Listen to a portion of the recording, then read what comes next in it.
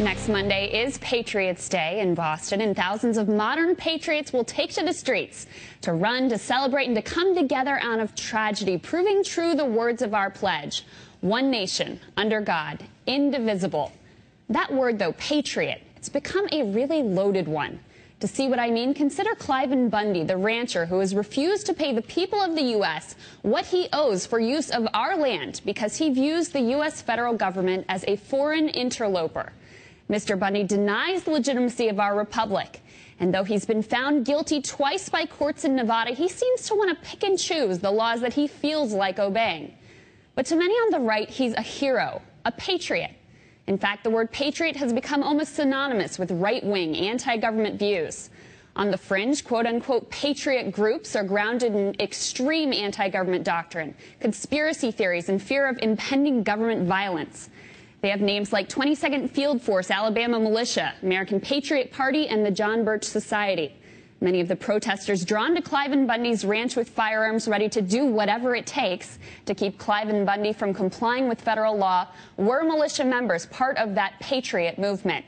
In more mainstream political thought, the word patriot has become so closely associated with the political right that it was on the now infamous IRS BOLO list, the implication being that where you find the word patriot, you will likely find a politically active conservative group. In fact, though, a lot of what is done under this banner of patriotism is really anything but. Cliven Bundy is no patriot for threatening armed insurrection over his refusal to pay money for his use of our land. The Wisconsin Republican Party is not patriotic for supporting a resolution enabling the state to secede from our union. And the contempt that some on the right feel for their fellow citizens, Mitt Romney's famous 47%, the takers, the welfare queens, the young bucks buying T-bone steaks, Paul Ryan's generations of men not even thinking about working or learning the value and the culture of work, that contempt for your fellow countrymen and women is anything but patriotic. We on the left should not allow conservatives to get away with appropriating patriotism, bastardizing it, and claiming it as their exclusive domain.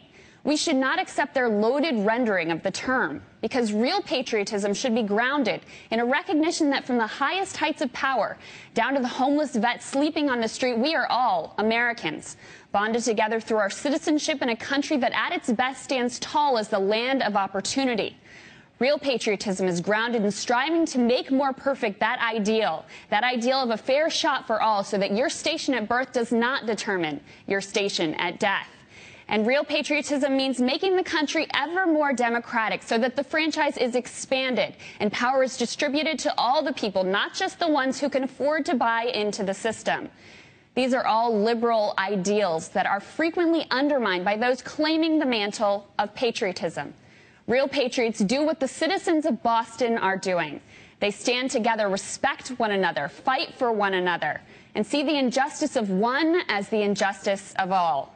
Because rich or poor, black or white, Democrat or Republican, we are all Americans. We're in this together, and to a real patriot, that means something. I'd rather watch the folks in Boston than even think of the gun-toting anti-patriots in Nevada somehow trying to make lawbreaker Cliven Bundy a hero.